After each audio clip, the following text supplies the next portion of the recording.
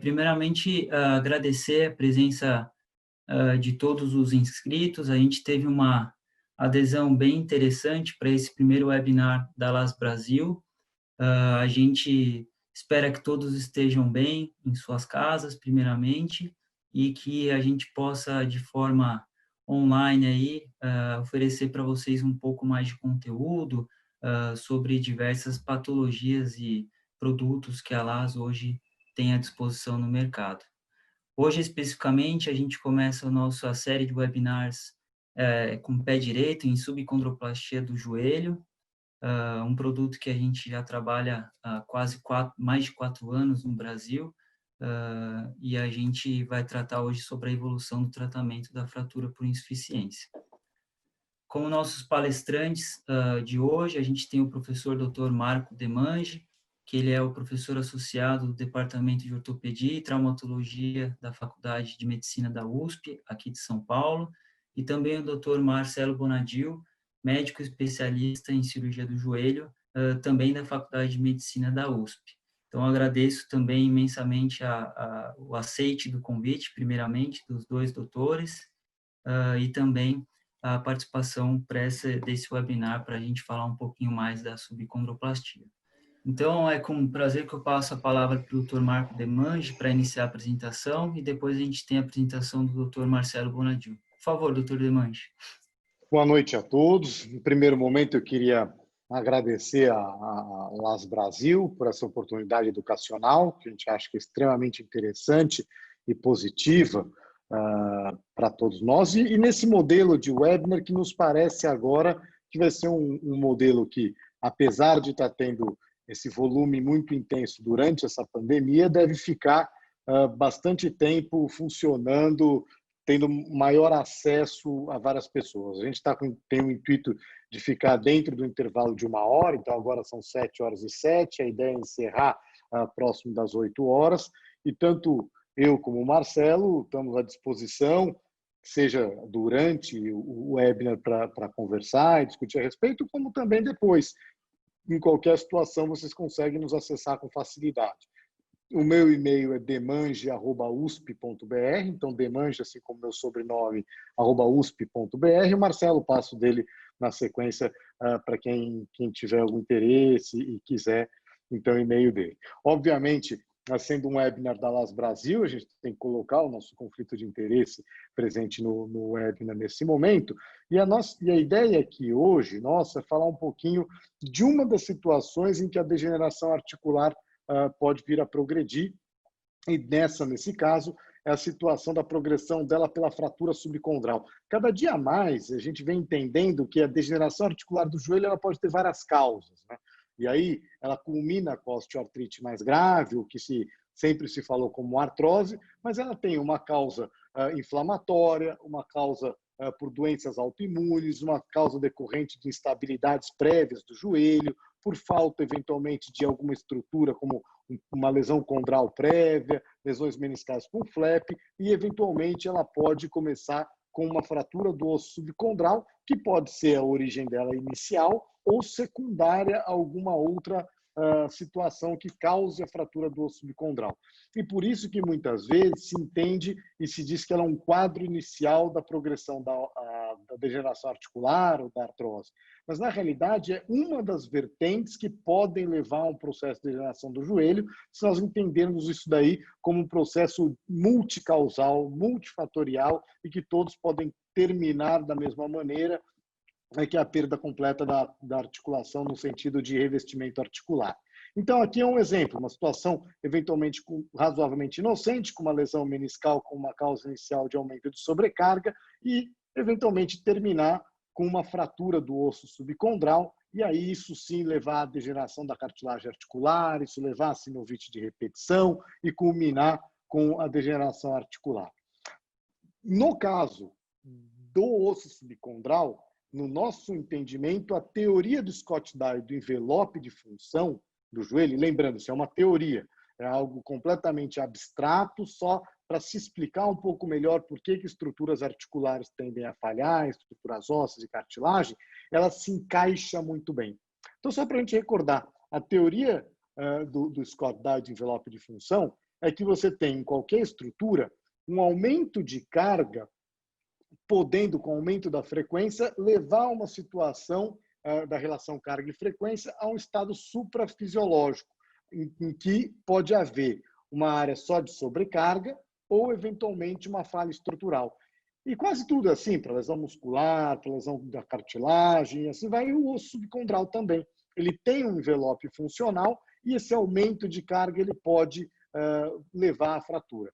É claro que esse envelope funcional ele pode variar e o indivíduo ele pode ganhar muitas vezes, no caso do osso subcondral, com a esclerose do osso subcondral, um envelope maior. Agora, a esclerose do osso subcondral é algo que acontece lenta e progressivamente, e não bruscamente. Então, muitas vezes, a gente percebe muito mais a fratura do osso subcondral por insuficiência no indivíduo que já está com uma idade um pouco maior, na grande maioria das vezes acima de 50 anos de idade, mas não necessariamente. É claro que ela pode acontecer numa fase mais precoce, mas mais comumente neste tipo de situação, em que há um aumento brusco da carga articular. Muitas vezes esse aumento não é reversível.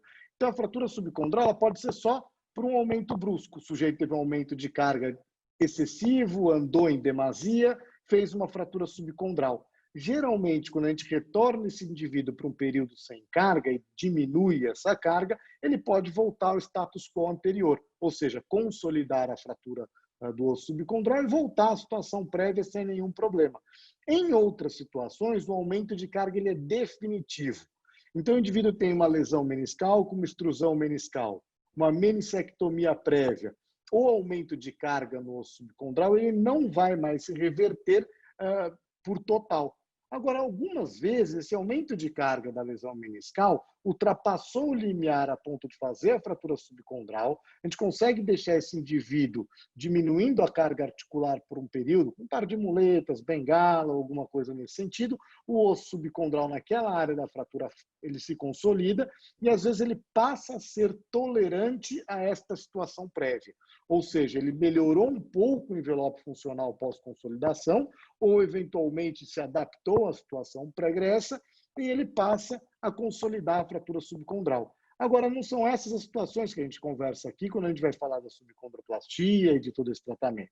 A gente vai ter situações em que o aumento da carga do osso subcondral leva a uma fratura do osso subcondral e esta não consolida a despeito de uma redução temporária de carga. E o envelope funcional para aquela situação, pelo menos no intervalo razoável de tempo, 1 mês, 2 meses, 3 meses, isso não se consolida. E é óbvio que a gente tem que falar um intervalo razoável de tempo, porque ninguém vai tirar a carga do indivíduo por tempos muito mais prolongados, porque a gente sabe os malefícios à saúde que isso faz.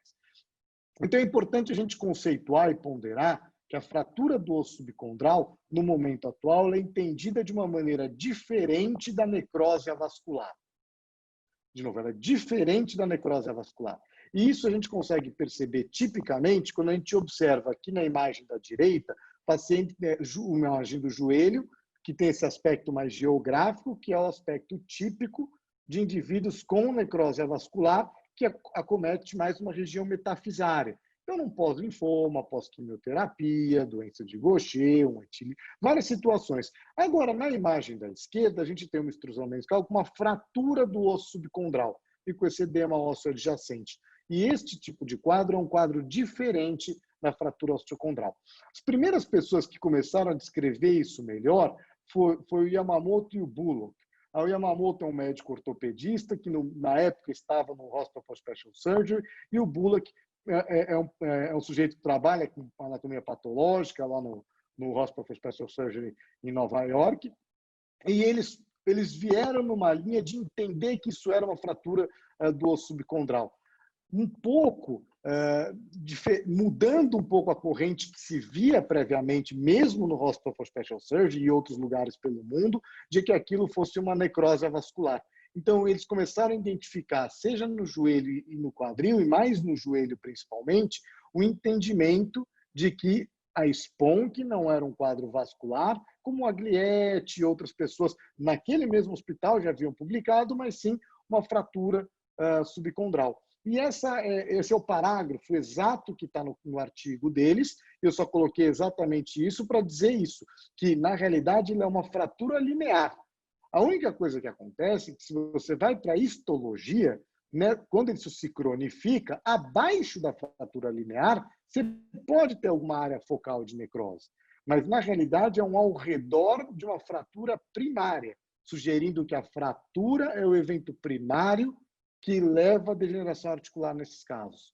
A fratura é o evento primário e que, se a gente puder tratá-la adequadamente, talvez a gente consiga evitar que os eventos subjacentes aconteçam. Então, aqui são alguns artigos muito típicos de fratura por insuficiência que, depois disso, vem demonstrando com mais frequência esse tipo de alteração, esse tipo de situação. Eu vou comentar aqui algumas situações que, no nosso entendimento, podem levar à fratura por insuficiência e ao SPONC. No nosso meio, o professor Gilberto Camanho descreveu tanto a fratura por insuficiência, ele divulgou muito esse aspecto da fratura por insuficiência no nosso meio, mas também as lesões radiais do menisco, que muitas vezes podiam se completar e levar à extrusão meniscal.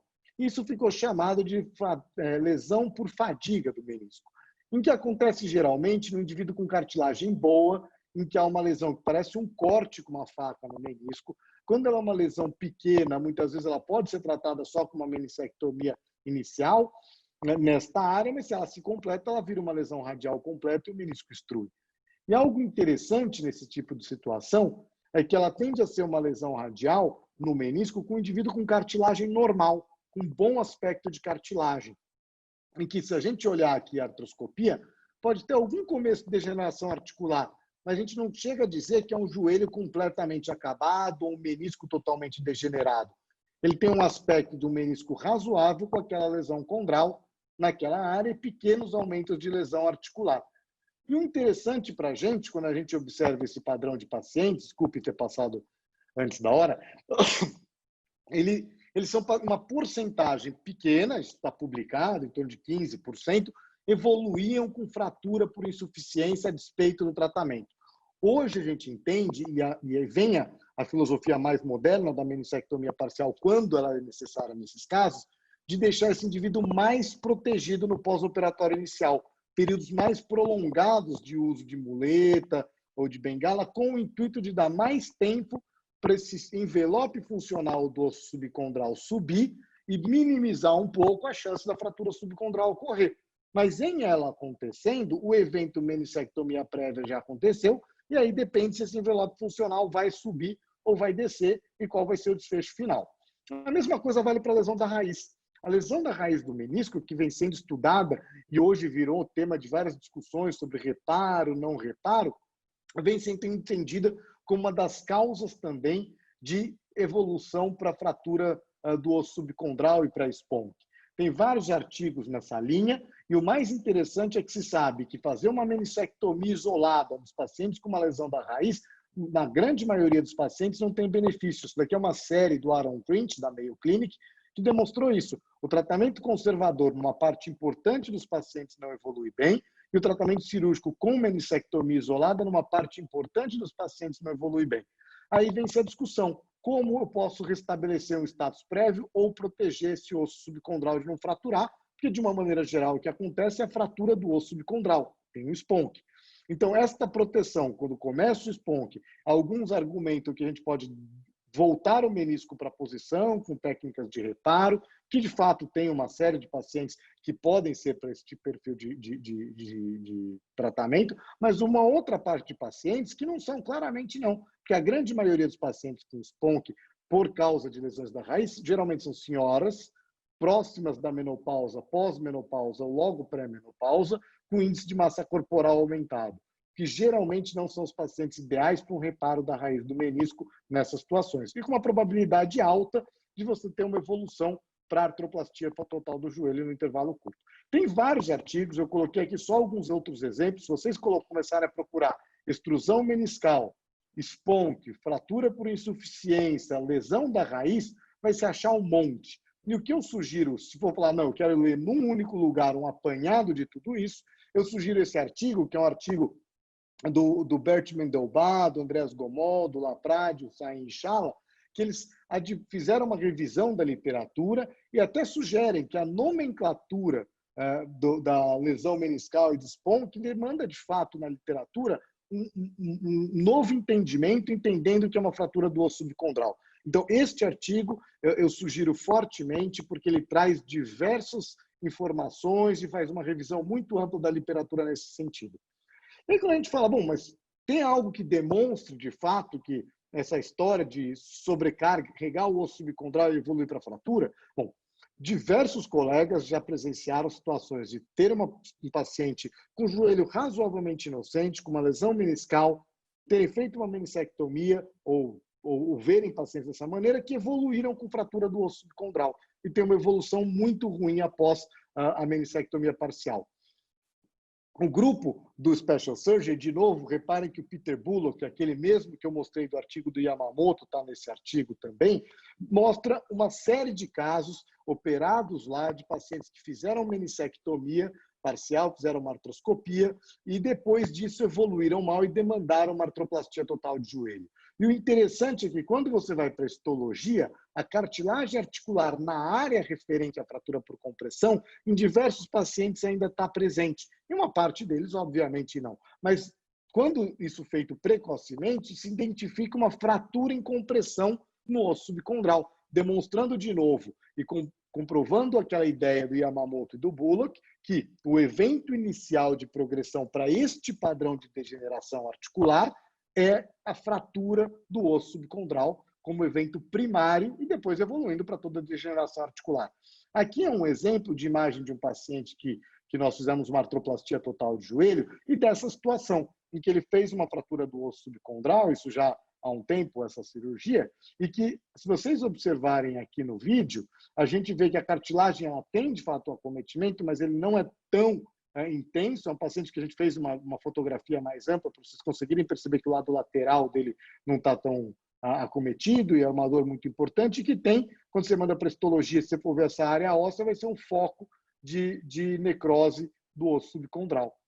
Isso, quando é pós-artroscopia, o grupo do Rush Presbyterian levantou a literatura e identificou que a grande maioria desses pacientes tem este quadro no intervalo relativamente precoce pós-artroscopia. Em torno de 3 meses até 1 ano ou 2 acontece a maioria dos pacientes. E o tempo médio disso acontecer é em volta do 3º mês, do 2º para o 3º mês. Né? Se vocês olharem aqui nessa tabela, a gente percebe que o tempo é relativamente curto para o início. O que isso denota? Que é um quadro completamente diferente daquele quadro já descrito pelo Fairbanks no final dos anos 70 e no começo dos anos 80, de um indivíduo ter uma menissectomia total do joelho e depois de 1 ou 2 décadas, eventualmente 3 décadas, evoluir para a artrose medial do joelho. Né? Esse indivíduo com uma menissectomia do estilo do Fairbanks, ele não tem uma fratura do subcondral imediata, e sim uma degeneração muito mais tardia. Então, basicamente, a gente tem aqui situações que podem culminar com a fratura do osso subcondral. E o tratamento, claro que a gente pode discutir os mais diversos. Eu posso diminuir a carga. Não deu certo com muleta. Em alguns pacientes pode-se fazer uma osteotomia, que é uma cirurgia de porte maior, se a gente entender que cabe para aquele perfil de paciente. A outra opção é preencher o osso subcondral, que é a subcondroplastia. O Dr. Marcelo vai demonstrar a técnica na sequência e a gente vai abrir para perguntas depois.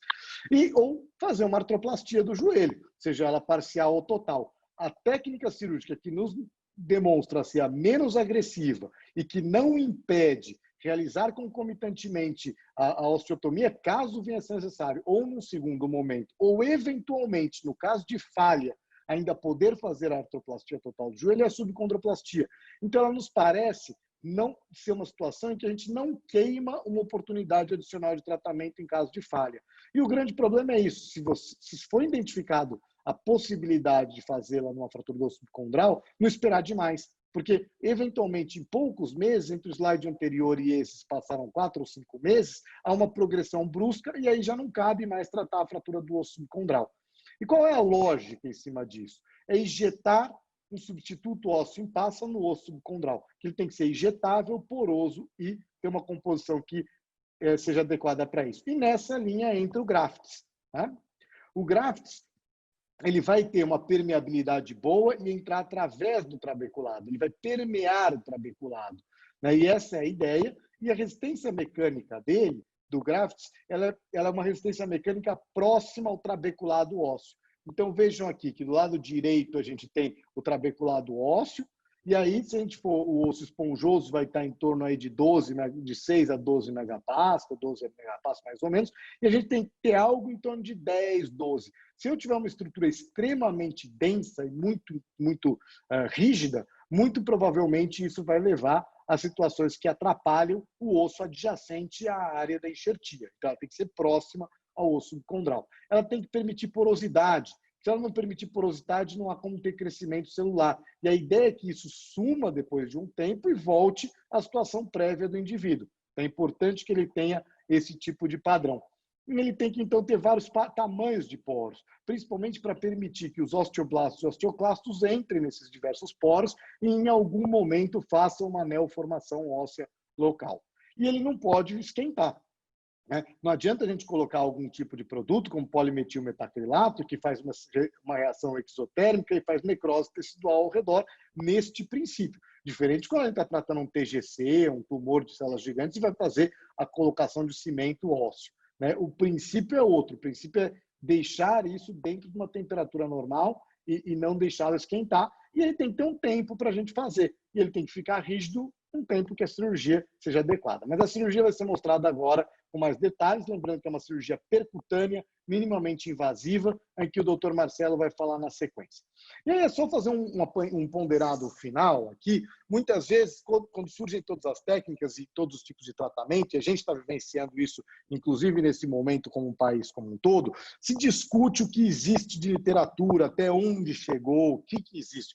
A gente tem que lembrar que para os tratamentos cirúrgicos, geralmente é mais difícil a gente estabelecer uma amostra homogênea, é mais difícil pacientes aceitarem tratamentos placebo que tenham, de fato, um cegamento para ele, ou seja, só fazer um furo no osso, entrar para uma cirurgia dessa maneira. Muitas vezes a gente tem portes muito diferentes de cirurgia em que é difícil fazer um comparativo, então é muito mais raro no ambiente cirúrgico do que no ambiente clínico com medicamentos, e vejam que muitas vezes, dependendo da gravidade da doença, como agora a gente está vendo, é difícil você aceitar entrar num estudo clínico randomizado.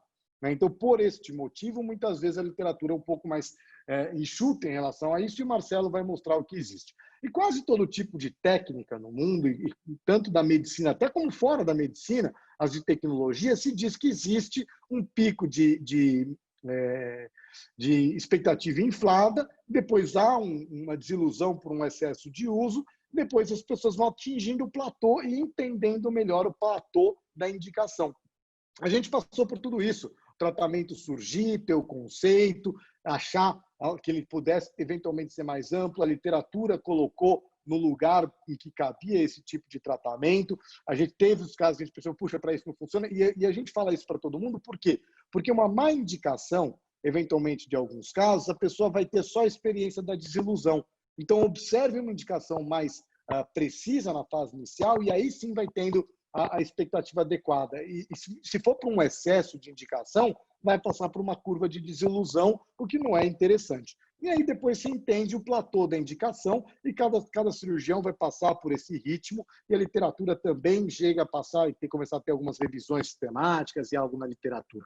E é importante aqui, eu gosto de colocar muito esse slide final, porque muitos falam da medicina baseada em evidência. E é sempre importante a gente lembrar que a gente tem que saber do conhecimento individual de cada um, o que o paciente quer como tratamento, porque é muito simples a gente chegar e falar, não, eu espero afundar e faço uma artroplastia total de joelho, ou chegar uma pessoa que é muito difícil segurá-la com paro de muletas e falar, não, a senhora vai ficando meses a fio, e assim vai. Por incrível que pareça, quando a gente apresentou essa técnica para os geriatras a primeira vez, eles acharam ótimo, porque eles falam, deixar uma senhora idosa com uma lesão no manguito rotador, que o ombro dói, falando para ela andar de muleta, ela não consegue, ela passa a ser cadeirante, é uma queda muito grande de musculatura. Na paciente que já teve a baixa hormonal pós-menopausa, esse ganho de musculatura demora demais de reabilitação.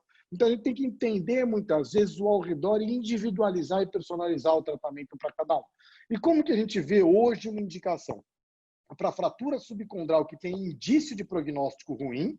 E aí, por que eu falo isso? Você tem um indivíduo com uma fratura subcondral simples que você acha que vai um par de muletas por um tempo, isso daí já vai resolver, não tem o menor sentido indicar precocemente, salvo se a hipótese de que a retirada temporária de carga não resolva, isso passa a ser uma situação de prognóstico ruim, e aí sim fazer indicação. E o que seria prognóstico ruim para a gente ter uma ideia num primeiro momento? E acho que esse é o slide mais importante da aula, se vocês forem entender a indicação ideal. É você ter uma área de hipersinal, com um edema ósseo ao redor difuso e mal definido, com traço de fratura que seja espesso, com uma espessura maior que 4 milímetros na ressonância, ou comprido, com mais de 1 centímetro, em torno de 14 milímetros de comprimento. E aí você tem, às vezes, uma linha de baixo sinal ao redor ou ao começo de alteração de contorno do côndilo femoral. O Lecouvé que descreveu isso inicialmente, e eu acho que é muito importante a gente ter esse tipo de parâmetro. Então, essa é a primeira situação. E a segunda situação, se vocês não verem o traço de fratura, mas acreditam que aquilo é uma alteração do trabeculado do osso subcondral e só está aparecendo como edema ósseo na ressonância, de origem não traumática, ou seja, não é aquele edema do entorse do joelho, que o sujeito rompeu o cruzado e faz um edema ósseo, e não um edema reversível, né? Então, um edema definitivo, não traumático, não reversível, com a cartilagem razoavelmente normal, e que isso possivelmente é análogo a uma fratura subcondral, é uma boa indicação. Agora, na sequência, eu queria então abrir para o Dr. Marcelo Bonadil, para ele fazer a aula na sequência dessa. Eu vou interromper aqui meu Ô, compartilhamento Demangi, de tela. Claro. Só assim, acho que eu queria só complementar uma coisa que você falou, que eu acho que o que você falou no final é importante, né? De não necessariamente porque você não vê a linha de fratura, não, aquilo lá não é uma fratura de insuficiência. E eu digo mais, assim, se você tiver, e hoje em dia, com fácil acesso que a gente tem à ressonância, alguns pacientes acabam fazendo um exame muito cedo, logo que eles começam a ter dor. E aí você, às vezes, nem o edema ósseo, nem o alto sinal no T2 vai começar a aparecer. Tem descrito até como um sinal mais precoce ainda, um edema de partes moles ao redor ali do compartimento acometido. Ou seja, se você fizer uma ressonância muito precoce e não tiver esses sinais, assim, não descarte completamente o diagnóstico, entendeu? Agora, claro, se tiver um quadro mais arrastado, já é para ter esse tipo de alteração. Eu só queria te passar uma pergunta que fizeram já aqui entre as perguntas, meio que você já respondeu na sua aula, mas eu acho que vale talvez, já que o pessoal perguntou, eu acho que é algo que realmente acaba acontecendo com muita gente que já tentou fazer a subcondroplastia.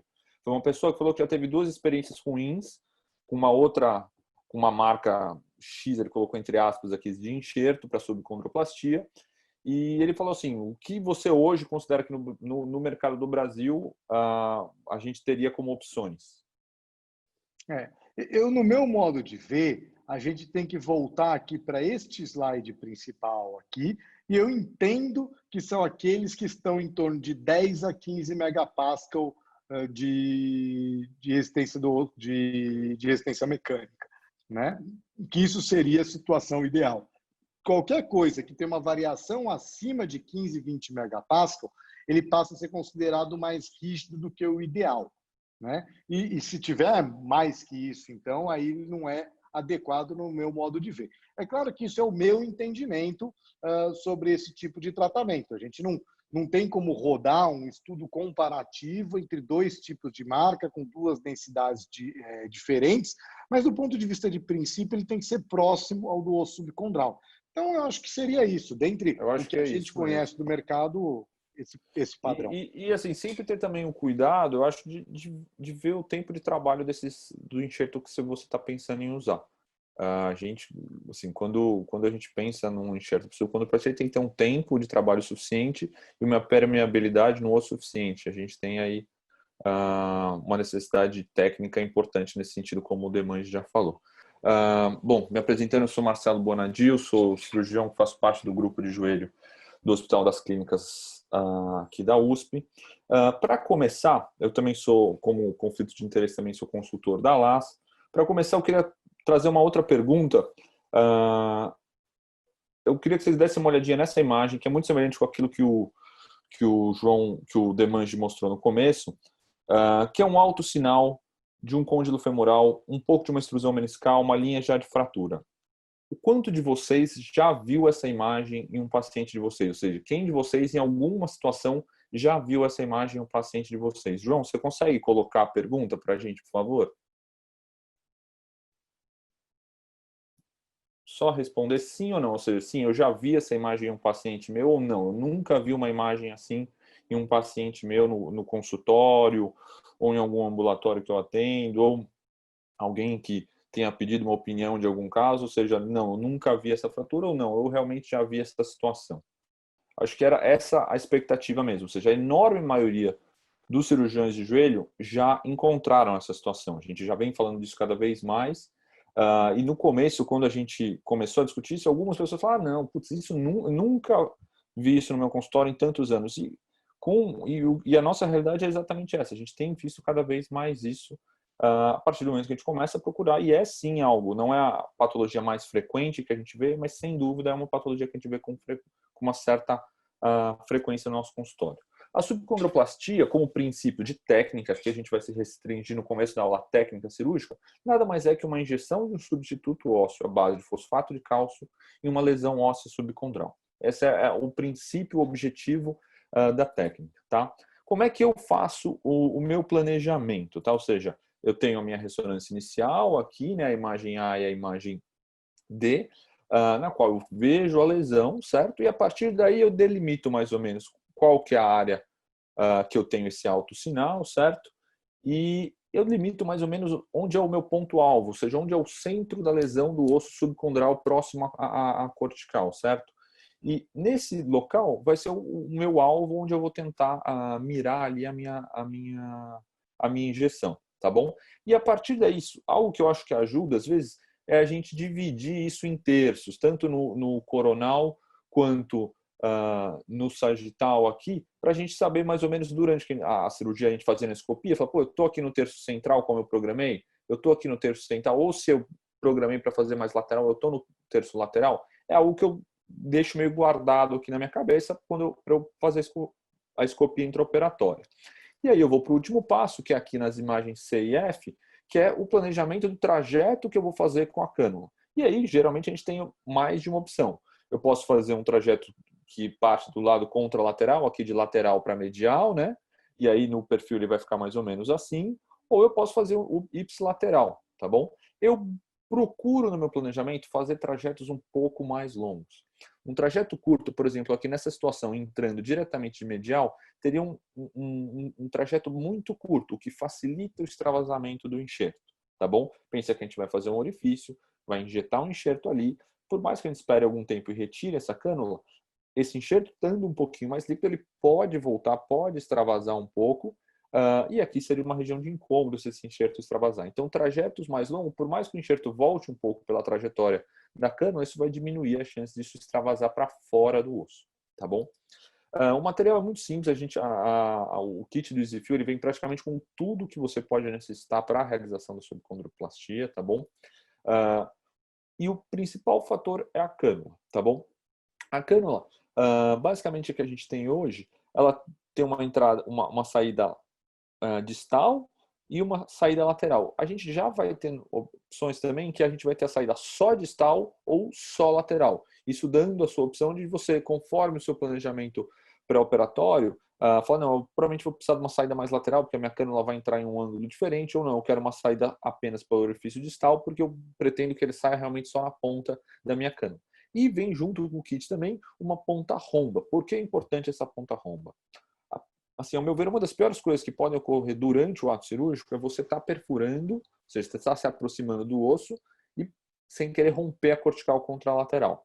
Isso faz com que todo o enxerto que a partir daí você comece a injetar, ele passe por esse furo. Ele não vai conseguir preencher o trabeculado ósseo, ele vai pegar o caminho de menor resistência e vai perfurar.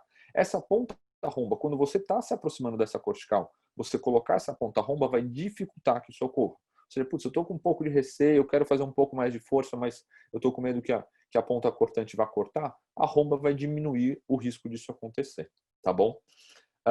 Aqui as seringas de 1 ml, vem 5 seringas de 1 ml que são essenciais, tá? Se você não usa seringas de 1 ml, você não vai conseguir injetar um enxerto através da cânula. Por quê? Para você, com uma seringa maior, fazer com que esse enxerto entre em um diâmetro menor, você tem que colocar uma pressão muito grande. Quando você coloca uma pressão maior, existe uma dissociação do líquido do sólido, ou seja, o que era pastoso se divide entre sólido e líquido e aquilo não progride. Quando você coloca um êmbolo já bem fininho, pequeno, como a seringa de 1 ml, existe um fluxo sem uma necessidade de uma pressão muito grande, e assim o enxerto vai correr de uma forma muito tranquila, como a gente vai ver num vídeo mais à frente, tá bom? O enxerto vai vir sempre nessas seringas fechadas, isso facilita muito o manuseio intraoperatório, ou seja, não tem nada como um cimento ortopédico onde bater, não tem a chance disso escorrer, cair, contaminar, ou seja, é algo que a gente consegue fazer toda a mistura dentro da seringa de uma forma muito mais prática e segura para o preparo do enxerto. Como é que eu começo o procedimento cirúrgico? O primeiro passo para mim é a gente fazer algumas linhas de orientação no direcionamento da cânula. Aqui eu coloco, você vê a cânula ou simplesmente um dos materiais que vem no kit sobre a pele do paciente, faço uma escopia, vendo se aquilo que eu programei no meu pré-operatório está na direção certa. Uma vez que eu posiciono ela na direção que eu acho que é aquela que eu programei, eu faço uma linha com uma caneta de Codman que também vem no kit na direção que eu pretendo entrar com essa cânula no AP da visão. Vou então para o perfil, faço a mesma coisa na visão em perfil, coloco a cânula naquilo que eu programei no meu pré-operatório e também desenho uma linha. E aí eu vou ter dois alvos, e onde essas duas linhas se encontrarem, ou seja, onde a projeção dessas duas linhas se encontrarem, é o nosso ponto de entrada. É ali que eu vou fazer a incisão para entrar com a minha cânula. Aqui eu tenho uma lesão do lado e vou entrar do mesmo lado, um pouquinho mais anterior, porque a lesão é um pouquinho mais posterior. Eu consigo dessa forma, então, ter uma visão direta, sem ter que olhar na escopia, se a minha cânula está numa direção próxima daquela que eu programei. Tanto no sentido do perfil, quanto na frente, certo? Eu vou, então, entrando com a minha cânula, progredindo. Se houver necessidade, principalmente quando a gente entra mais alto, assim, numa cortical mais dura, eu uso o martelo, vou direcionando a cânula desde o início aqui já, progredindo ela até que eu chego no ponto que eu programei, bem próximo ao osso subcondral, mas sem perfurar ele. Aqui, sinceramente, se aproxime do osso subcondral, mas não se afixione por isso. Não faça, não, quero chegar o mais perto possível, porque quanto mais perto, melhor. Não há essa necessidade. O pior que pode acontecer é você furar. Se você chegou perto, 5 milímetros, 7 milímetros dessa cortical, está mais do que suficiente. O enxerto vai progredir o restante, não precisa se preocupar, tá bom? Algumas pessoas vão falar, mas putz, eu vi meu enxerto, ele não está preenchendo bem a linha da superfície.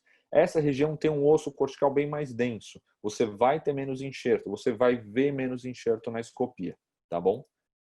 Aqui é um vídeo demonstrando a técnica, tá aqui o kit, as seringas, como a gente já mostrou. Eu fazendo o planejamento, aqui eu não fiz as linhas pré-operatórias, mas é o mesmo processo. Faço a incisão de entrada, aí você pode usar um Kelly ou simplesmente fazer a incisão, entro com a cânula, encosto a cânula cortical, vejo se ela está na direção que eu pretendo continuar com ela, tento introduzir isso manualmente. Se eu não conseguir, aí você pode associar o uso de um martelo, que muitas vezes até vai dar um pouco mais de precisão, tá bom? Vou progredindo a cânula até o ponto que eu queria. Você vê, eu não cheguei tão próximo aqui do osso subcondral. Tiro o êmbolo interno da cânula metálica e vamos preparar o enxerto. O enxerto preparado, a gente mistura ele. Ficou num estado pastoso, pode passar ele para seringas de 1 ml usando a torneirinha. É bem simples, tranquilo. Pode ter um pouco de ar no começo e aí a gente aplica. Vocês veem que é muito fácil, não tem resistência. E entre uma seringa e outra, eu geralmente coloco um êmbolo metálico. Isso faz com que seja uma seringa ainda mais fininha e o fluxo do enxerto seja ainda mais tranquilo. E não precisa ter correria nessa hora, tá? A gente tem tempo suficiente, aí 10 minutos tranquilos para a gente fazer essa injeção. E a gente fica apenas com uma incisão bem pequena, bem cosmética, digamos aí.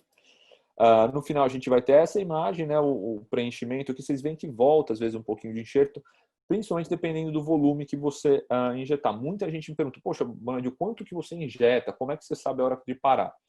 Geralmente eu tento observar um pouco isso. Se eu começo a ter um pouquinho de volta já, ou seja, o enxerto já está subindo mais para cima aqui, está suficiente, tá bom? Isso já, assim, de 4 a 7 ml, tá bom? Não precisa, mais não é melhor. Se você pôr muito enxerto, às vezes, a sensação que eu tenho às vezes é que isso até pode dar um pouquinho mais de dor no pós-operatório imediato. Preencheu, você achou que está suficiente, fica tranquilo, não precisa se preocupar com relação a isso, tá bom? Só para vocês terem uma ideia, aqui é uma radiografia de uma peça que a gente colocou o enxerto e fez a radiografia. Essa é uma radiografia que eu, assim, mexi nela ao máximo para a gente ver o máximo que a gente conseguiria ver de enxerto, ou seja, pus muito contraste, fui vendo ele várias vezes, é uma tíbia, então a gente vê bem o enxerto, tá? Você não vai ter uma visão tão clara assim na escopia, mas só para ter uma ideia de como a gente consegue visualizar isso bem. Então vamos lá, dicas, ou seja, diquinhas realmente de como, coisas que vocês têm que prestar atenção na hora de fazer, uma coisa bem prática. Usar o trajeto longo da cânula. É uma boa dica, evita extravasamento, acho que é bem interessante. Usar a ponta romba ao se aproximar. Se você está com medo, você não sabe qual é a sua distância, está com receio, usa a ponta romba, é algo super simples, em 30 segundos você troca a parte interna da cânula, vai com a ponta romba, tranquilo. Sempre intercalar o êmbolo metálico entre as seringas, ou seja, injetou uma seringa de enxerto, passa o êmbolo metálico por dentro da cânula, põe outra. Intercale e isso vai facilitar muito o fluxo do enxerto. Enquanto você está injetando, faça algumas imagens de escopia. Por quê? Se você tiver algum extravasamento, é muito simples de você ver. Você já viu que extravasou, você para por ali, não extravasa um volume grande. Se você tem uma lesão grande, você pode reposicionar a cânula, tá bom? E antes de tirar a cânula, aguardar aproximadamente uns 5 minutos antes de retirar a cânula. Esse é o tempo do enxerto meio que se posicionar, as pressões lá dentro se acertarem e você conseguir tirar a sua cânula aqui sem problema. Eu vou dar mais uma dica que vou acrescentar. Conforme você for introduzindo a sua cânula, você está aproximando do seu ponto-alvo, faça algumas rotações da perna em 45 graus para um lado e para o outro, porque algumas vezes o formato assim triangular da tíbia ou do fêmur podem dar uma falsa sensação que você está muito longe ainda da cortical e na verdade você não está. Quando você faz essa rotação de 45, você consegue ver se você está mais próximo e tem a segurança de não extravasar, não furar outra cortical, tá bom? Eu geralmente libero a carga total imediata após a cirurgia. E assim, isso não é que eu falo, não, você precisa andar sem muleta. Geralmente eu dou para a paciente a opção de ela usar uma muleta, mas eu falo para ela, você pode pisar conforme tolerado. Eu não limito e falo para ela assim, não, segura a carga uma semana, eu libero ela para pisar o quanto for tolerado. Geralmente nos primeiros dias vai ter um pouco de dor, que ela já tinha, e pode se agravar um pouquinho a dor nos primeiros 72 horas, primeiros 3 dias. Eu passo uma analgesia simples para o paciente, uma novalgina, um paracetamol e deixo alguma coisa de resgate. E o procedimento pode ser feito em hospital dia, assim, não é algo que vai gerar uma dor maior do que uma artroscopia, algo bem tranquilo do paciente manejar a dor dele em casa, tá bom? Aqui é uma paciente nossa, com uma semana de pós-operatório, já aí sem muletas, conseguindo subir escada, de uma forma bastante satisfatória. Vocês vão ver que para descer ela vai usar, ela não quer usar, mas ela gostaria de usar aí o corrimão. Eu vou falar agora um pouquinho de alguns resultados que a gente tem da subcondroplastia aqui no Brasil, tá bom? Com o EasyFill. Primeiro eu queria apresentar os resultados do meu doutorado, tá bom? Meu doutorado, para quem não sabe, foi uma série de casos com a subcondroplastia aqui no Brasil, na qual a gente realizou a subcondroplastia aqui, como eu mostrei, em 20 pacientes. Esses pacientes foram submetidos única e exclusivamente à subcondroplastia. Eles não fizeram fisioterapia, eles não tomaram medicação, eles não fizeram artroscopia, eles não fizeram infiltração do joelho, ou seja, foi única e exclusivamente a subcondroplastia. Desses 20 pacientes, 2 deles não completaram as 48 semanas, ou seja, 1 ano de segmento. Os 18 restantes completaram 1 ano de segmento. A maioria deles, 75% do sexo feminino, com uma idade mediana de próxima de 60 anos, sendo a máxima de 85 e a mínima de 50, um IMC mediano de 30. A maioria deles no côndilo femoral medial, 11 joelhos, sendo 12 no platô tibial, e 3 deles eram concomitantes, tá bom? O alinhamento, todos os pacientes eram varo, com uma mediana de 4 graus, tá bom? Escala funcional de dor desses pacientes, tá bom? Funcional e dor, desculpa. Vamos lá. Todos eles tiveram uma melhora estatisticamente significativa. Você vê se a escala visual analógica de dor começou no pré-operatório em 7 e caiu para 2,5 no final de 1 ano. Sintomas de dor no CUS foi de 40 para 79, aqui é o contrário, né? Quanto maior, melhor, ou seja, teve uma melhora expressiva, estatisticamente significativa. Função da vida diária também foi de 47 para 85, ou seja, uma melhora muito expressiva, muito significativa. E KDC subjetivo foi de 28 para 59, ou seja, também uma melhora muito expressiva. Aqui são os gráficos de todas as escalas que existem dentro do CUS, e a gente vê que já na primeira semana de segmento dos pacientes, a gente tem o salto maior de melhora, e isso se mantém e chega até a progredir um pouquinho ao final de um ano, tá bom?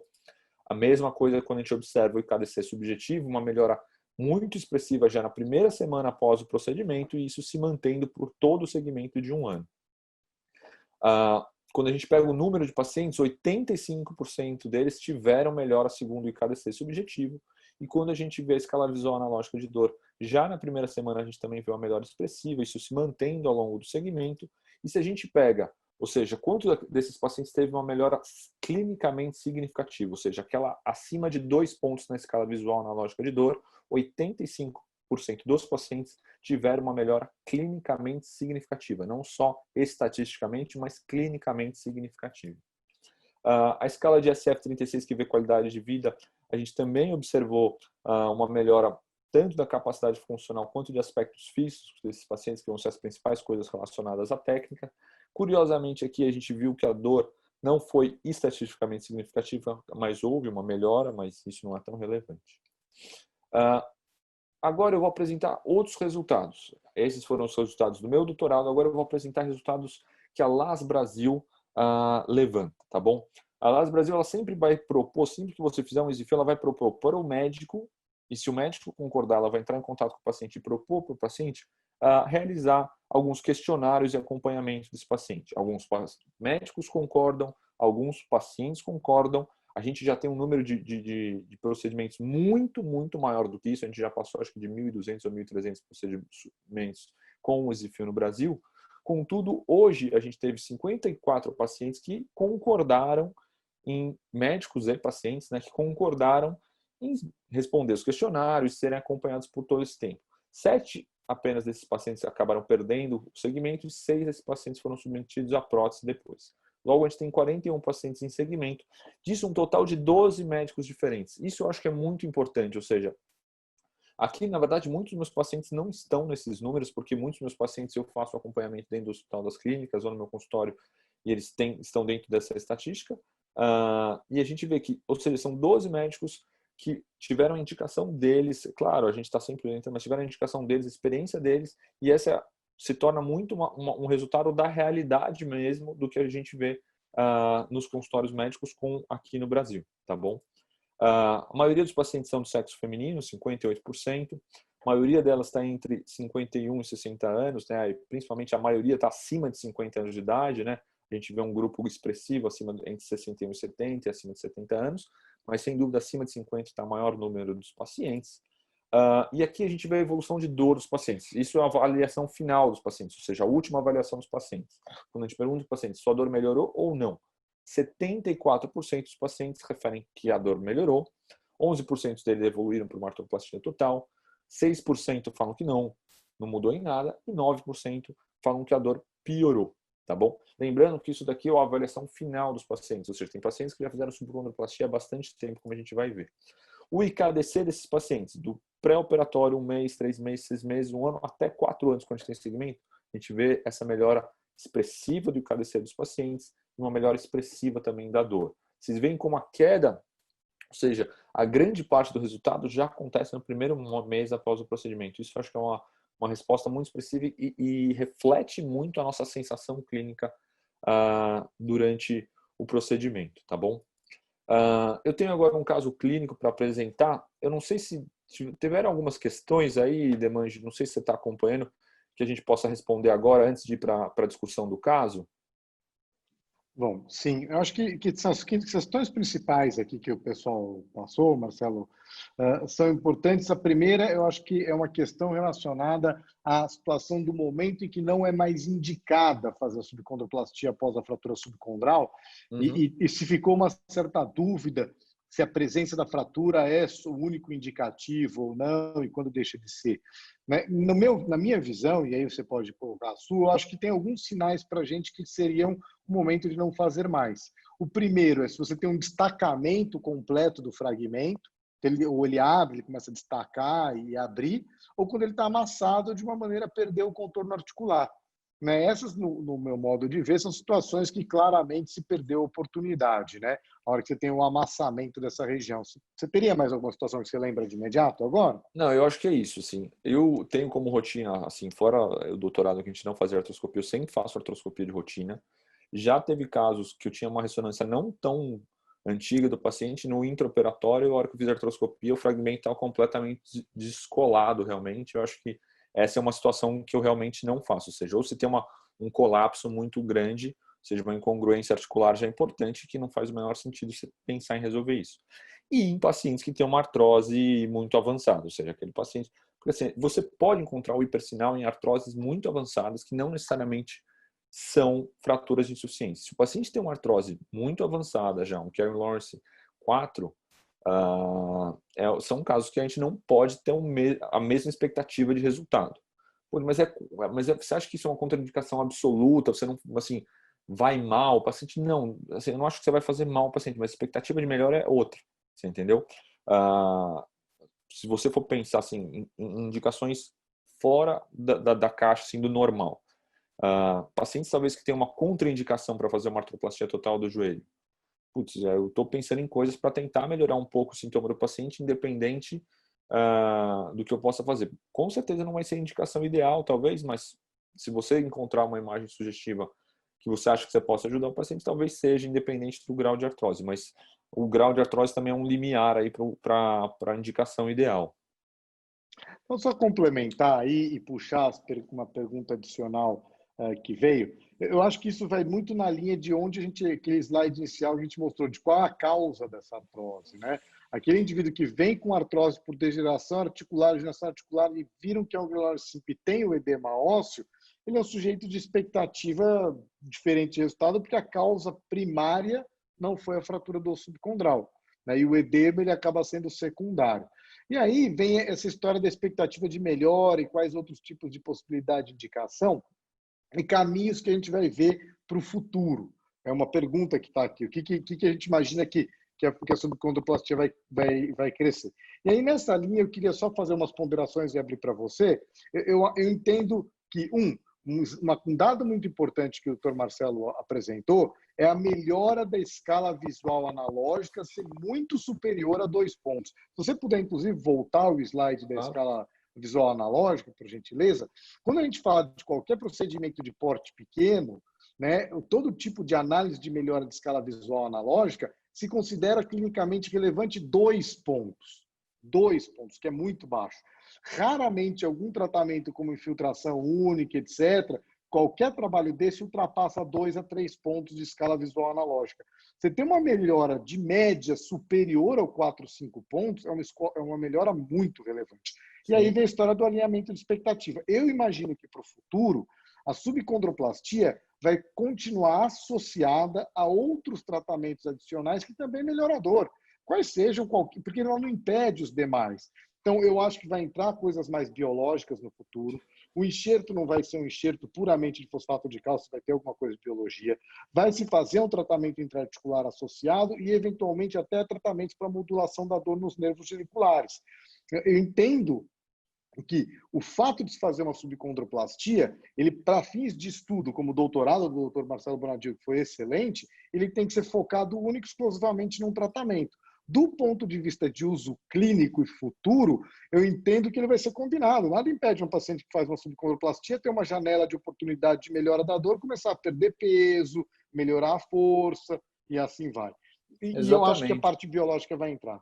Marcelo, não, eu acho que é isso mesmo. Eu acho que é toda essa linha que a gente busca hoje, assim, de preservação da articulação, né? Eu acho que a gente sabe a importância que a artroplastia tem, mas, assim, a gente precisa pensar em coisas que possam ser feitas antes. A gente tem um grupo de pacientes também bastante ativos que, por outros traumas que eles desenvolvem ao longo da vida, acabam tendo um início de uma artrose mais inicial e limitações importantes, independente do grau de artrose que eles têm, por conta de dores que muitas vezes vêm por situações como essa, ou por um edema que vem mais precoce, associado a uma lesão de menisco, ou um processo inflamatório mais importante, e a gente tem que pensar em opções, e a subcondroplastia vem como uma ferramenta importante, trazendo resultados excelentes para um grupo de pacientes que não necessitam necessariamente, e muitas vezes não esperam uma dor zero. Fala, não, resolvi, estou curado, agora preciso voltar de volta. Não é isso, a gente sabe que não é isso, e aquele joelho já traz algumas limitações. Marcelo, eu vou pedir para você passar para o caso e eu vou pegar as respostas. Perfeito. Aqui, né? Se vou escrever algumas respostas aqui. Para a gente não estourar muito tempo. Perfeito. Bom, vamos lá para o caso. Bom, um paciente do sexo feminino de 61 anos que referia dor no joelho esquerdo há 6 meses, já tinha feito tratamento com analgésico, anti-inflamatório, fisioterapia e não tinha observado melhora, tá? A dor dela era na região medial do joelho, bem localizada, a dor, a palpação do côndilo femoral medial, e o alinhamento tinha um discreto varo, tá bom? Raio-x da paciente era esse daqui, tá bom? Minha interpretação desse raio-x, a gente vê um pouquinho de esclerose já nessa tíbia da paciente aqui, mas do mais, nada que chame muita atenção, um joelho relativamente bom para uma paciente de 61 anos, tá bom? O alinhamento dela era esse aqui que vocês estão vendo, discretamente paro, mas relativamente simétrico. E a ressonância que ela apresentava era essa daqui, aí chama atenção. Linha de fratura aqui, a gente já vê, você vê aqui o processo inflamatório até ao redor do osso, né? Isso daqui justifica bem a dor. E aí eu abro para vocês uma pergunta. Qual seria a conduta que vocês tomariam aí? Lembrando que não tem conduta errada, que isso não é uma pergunta de questão de certo ou errado, é sinceramente para ver a opinião de vocês, o que vocês hoje realmente fariam no consultório de vocês, tá bom? Vocês retirariam a carga com um par de muletas, ou seja, de forma definitiva, vocês introduziriam o uso de uma bengala, pediriam para ela ser um pouquinho mais cautelosa no nível de atividade, manteriam sessões de fisioterapia e aumentariam o grau de analgesia dela, mas manteriam ela andando e observariam isso, ou alguém já de cara indicaria subcondroplastia. Vou dar aí um minutinho para vocês responderem isso rapidinho. A maioria das pessoas aqui retiraria a carga com par de muletas, algumas um pouco mais conservadoras com bengalas ou mantendo a fisioterapia, um número razoável das pessoas indicando a subcondroplastia. Eu acho que está muito dentro daquilo que eu esperava, ou seja, sem dúvida tirar a carga ainda é talvez uma das consultas iniciais que a maioria das pessoas tem. Eu particularmente talvez indicaria subcondroplastia, talvez por eu ter um pouco mais de confiança e ter feito mais a técnica e por conta disso ter um pouco mais de confiança no resultado e no receio. Mas eu acho que sem dúvida a maioria dos ortopedistas hoje faria isso, tiraria a carga com muletas. E aí eu pergunto, se a paciente vai perguntar quanto tempo eu vou tirar essa carga, quanto que vocês passariam de previsão para ela de retirada de carga? 1 mês, 2 meses, 3 meses ou mais de 3 meses? Assim, olha, você vai ficar muito tempo usando essas muletas aí. Porque é uma pergunta que geralmente vai surgir e é difícil, né? Assim, porque a gente não sabe como vai evoluir a dor, mas a gente tem que dar alguma resposta, pelo menos uma previsão, geralmente o paciente vai querer. O que vocês pensam aí com relação à previsão de tempo que ela vai ficar com esse par de muletas para a gente ter uma ideia? Maioria de 1 mês. Você vê como é bem distribuído, né? A gente não tem um período que ganha. João, deixa um pouquinho mais aqui. Não ganha disparado, porque realmente é difícil. Sinceramente, eu também tenho uma dificuldade em dar esse dado para o paciente quando eu opto por retirar a carga. Mas vocês veem que assim existe um número razoável de pessoas, 23%, que acham que ela talvez ficasse 3 meses sem carga, o que para 61 anos seria muito difícil, né? Muito, muito interessante a resposta aí. Vamos lá. Continuando o caso. Eu fiz a subcondroplastia nessa paciente, optei por fazer a subcondroplastia. Ela, inclusive, é a paciente ali do vídeo nossa. Está aqui ela após 1 ano andando bem. Ela está satisfeita com o resultado dela até hoje. Ela é uma das pacientes iniciais. Aqui ela vai até dar uma entrevista, tem obrigatoriamente tirar o áudio. Mas ela com 1 semana já estava bem e isso se manteve após 1 ano. E aqui a gente tem o raio-x dela 2 anos depois e a gente percebe que a articulação dela se preservou relativamente bem. Mesmo 2 anos depois, ou seja, porque isso muitas vezes é uma coisa que as pessoas perguntam, mas pô, isso não degenera depois, independente do que você fez na subcondroplastia? Vocês percebem que assim, eu acho que a gente teve um sucesso muito grande em preservar a articulação dela, em manter a não progressão importante da artrose dela. Algumas pessoas podem perguntar, Bonadio, não absorveu aqui o seu enxerto depois de 2 anos. mas não é esperado sumir a imagem, porque a imagem ela vem principalmente da hidroxiapatita, a imagem radiográfica, e ela não vai ser realmente absorvida. Mas se você fizer uma outra imagem como uma ressonância, você vai ver que tem bem menos enxerto lá. Então, não se preocupem se depois de alguns anos você ainda vê enxerto no seu raio-x, tá bom? Eu só gostaria de salientar que uma das razões pela qual eu indicaria a subcondroplastia e indiquei são os fatores de risco que ela tem. Você vê como ela tem já a fratura, a linha de fratura aqui mais extensa, um edema grande, extenso, no sagital aqui também bastante extensa e espessa a lesão dela, e ela já tinha um período aí de 6 meses de dor razoável, tá bom? Esse era o caso que a gente tinha para mostrar. Não sei se o Demange quer fazer mais algum comentário, mas eu deixo aqui já meu contato para quem quiser mandar casos, perguntas. O pessoal os representantes da LAS Brasil também sempre mandam para a gente quando há uma dúvida de se é um caso ideal, como é que a gente pode fazer. Estou completamente à disposição para discutir casos aí ou situações. Eu só vou fazer questão de responder para todos uma pergunta que foi feita aqui no chat, que eu acho que ela é bastante importante. Foi uma dúvida sobre a artroplastia total do joelho após a subcondroplastia. A gente já realizou algumas vezes, não tivemos dificuldade técnica nenhuma, não tivemos nenhum caso com infecção, algum tipo de complicação. A literatura também mostra que não há nenhum tipo de dificuldade adicional, e por isso esse é o nosso entendimento, em que esse é um tipo de procedimento que não queima a possibilidade do procedimento seguinte, que seria a progressão daquela fratura do osso subcondral, caso viesse a afundar. Eu acho que, basicamente, essas seriam, acho que, as dúvidas principais aqui. Todos os demais, se tiverem qualquer dúvida adicional ou algo que queiram nos perguntar, fiquem de fato à vontade para entrar em contato conosco. O e-mail do Dr. Marcelo Bonadil está aí na tela. O meu é extremamente fácil também, é demange@usp, que é a Universidade de São Paulo.br de Brasil.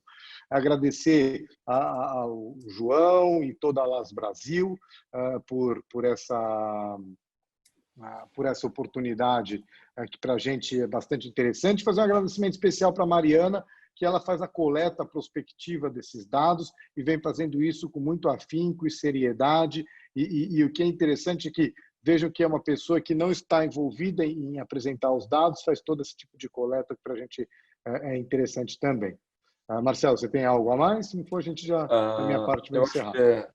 Faço as palavras de mim, agradeço a LAS Brasil pelo convite, agradeço muito a Mariana pela coleta e cuidado desses dados, que eu acho que são importantes para a gente mostrar realmente os resultados de uma forma real na prática dos médicos de forma geral no Brasil. E, mais uma vez, deixo aí meu contato e minha disponibilidade para responder qualquer tipo de pergunta ou questionamentos. Fiquem 100% à vontade para mandar, não precisa ser agora, pode ser daqui a um ano. Se aparecer uma dúvida com relação ao tema, a gente está disponível. Tá bom? Um abraço a todos.